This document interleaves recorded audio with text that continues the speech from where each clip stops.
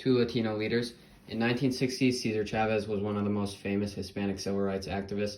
He was born on March 31st, 1927. When he was 10, he moved to California with his family, and in 8th grade, he dropped out of school to work in the fields. After that, in 1946, he joined the Navy and was put into a segregated unit. After the Navy, he moved back into the labor field in a lumberyard. This is when he started CSU, a Latino civil rights group with other Latinos. He also married his wife, Helen Fabella, during this time. Over the following 10 years, he advanced this organization. In 1962, he created a National Farm Workers Association with the goal of giving more rights to agricultural workers. In 1965, NFWA made a strike against grape growers in California. He did this to fight unfair labor laws. His goal was met and the strike ended when the workers' pays were raised and allowed them to unionize. Cesar kept fighting to improve rights for Latinos in America and used nonviolence.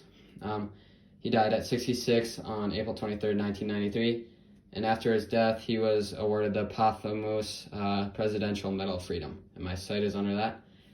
Lupe Martinez is a present civil rights activist.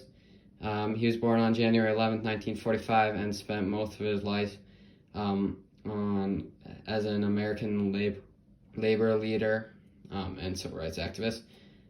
He is the chairman of National Farm Workers Alliance and is the chair of MAFO and has been doing very similar things to Chavez. In his early years, he was on the farm as well, and he is the CEO of UMOS, a Hispanic organization. He has also started a Latina Resource Center for Latina women. He was awarded many things and is still living today helping the community, and my site is under that. And LULAC is my organization I picked, which stands for League of United Latin American Citizens. Was started in 1929 in Texas. They sued a school system for segregation. They called out a jury selection for having non-Hispanic people, and are still fighting today to improve civil rights for Latino people. And my site is under that. Description of main civil rights leaders and organizations. The largest and most notable organizations include the United Farm Workers Union, the Alianza Federal de Pueblos Libres, the Crusade for Justice, and the Raza Unid Party. Youth organizations such as the Brown Berets and the United Mexican American Students, the Mexican American Student Confederation, and the Mexican American Student Association that eventually merged MECA in 1969. Chicano student activism also followed particular geographies. MECA, established in Santa Barbara, California in 1969, united many universities and college Mexican Americans groups under one umbrella organization called MECA.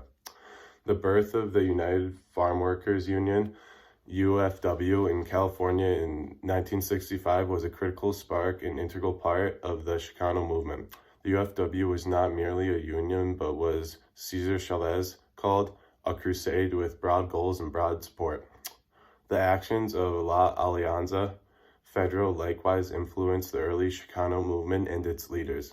The Alianza was formed in 1963 in New Mexico and never expanded outside the state.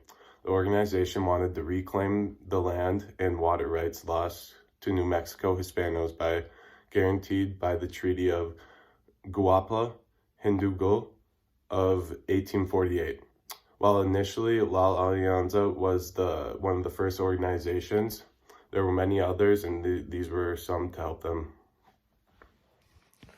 Hi, I'm Carson Keating. This is 5 important landmarks for Latinx. First, Cesar Chavez and Dolores Huerta found the United Farm Workers.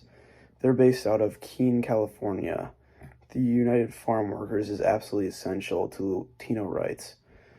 Second, in 1970, Dolores Huerta negotiated a contract between grape growers and the UFW to give farmers higher wages and other benefits.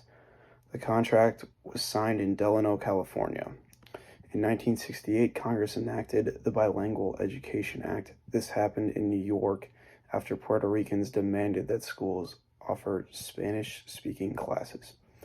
In 1966, Rodolfo Gonzalez, a leader in the Chicano movement, founded the Crusade for Justice. They worked out of a church in Denver. This group is huge when it came to Chicano rights.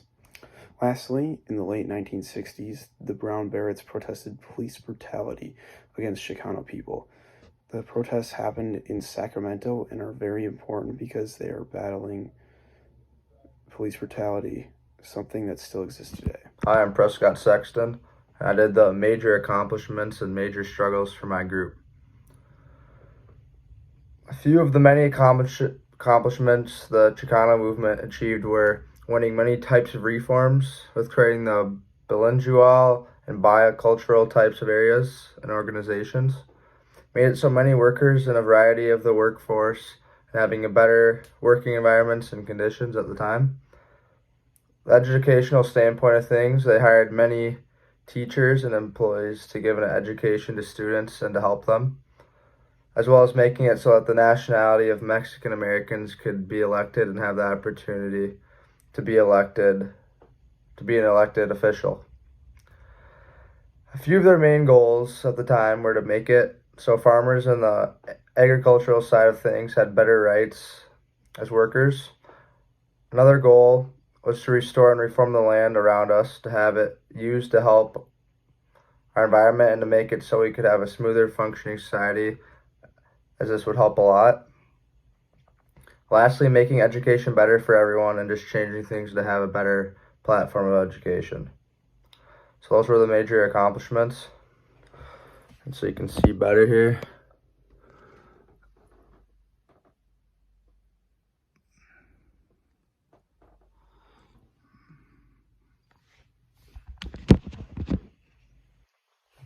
Next, moving on to major struggles. A huge struggle and factor at the time the Chicano and Latinx people were faced with were the following. Discrimination was a huge one, as they wouldn't get things changed or improved upon because of how they were based off their color / race and nationality. Another one that was very big at the time was their rights to vote, as this made it very hard for them to have any say within the problems they wanted to change or the goals they had set for themselves. They were also faced with the problem of not getting minimum wage or the payment they deserved, just because they were considered migrant agricultural workers. Lastly, the principle of being judged or stereotyped by other people were more known as activists at the time, just because of who they believed in or who they looked up to, as this also led to many types of segregation. But a big one at the time was the educational standpoint of things, or more known as educational segregation. And that wraps up for major struggles. As you can see more there. Thanks for your time. I'm Nick Henches, and these are the three big problems Chicano and Latinx are still facing today. Number one is social justice and discrimination are still key issues for Latinos. They are concerned with police brutality, racism, and continued social unrest in our country, especially against Latinos and other minorities. What's being done to fix this is social media is being used as an outlet to bring this issue more in the open, that this behavior is questioned more and not accepted by the majority. Demonstrations and protests are happening nationwide to highlight the concern. Some cities and or countries have cut fundings to police departments in favor of more social workers or social advocates. Schools and colleges are offering more services and instructions with regard to systemic racism. Number two is educational disparities still exist in both the state and local levels for Latinos, with lower test scores in reading and math, as well as graduation rates are suffering. What is being done to fix this is English as a second language classes are available in public schools for students that do not speak English as their primary language. Children are allowed to open enroll in other public schools, which allow all ethnic groups to consider other options with regard to services available and quality of education outside of their own neighborhood / city schools can provide. School breakfasts and lunches are usually provided to students that cannot afford to bring or buy lunch at school, allowing all students the opportunity to be well fed and ready to study well in school.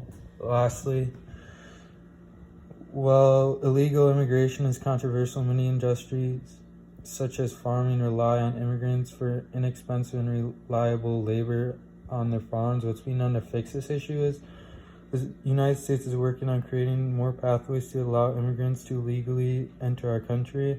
The number of migrants allowed to enter per year will likely be increased from 62,500 in 2021 to 125,000 per year in 2022. Biden administration is working on legislation for an 8-year path to citizenship, which would allow migrants to become U.S. citizens more quickly. And lastly, the number of green cards and visas approved will increase if the new legislation is approved, especially for those coming from underrepresented countries or for work-related issues. These are my sources.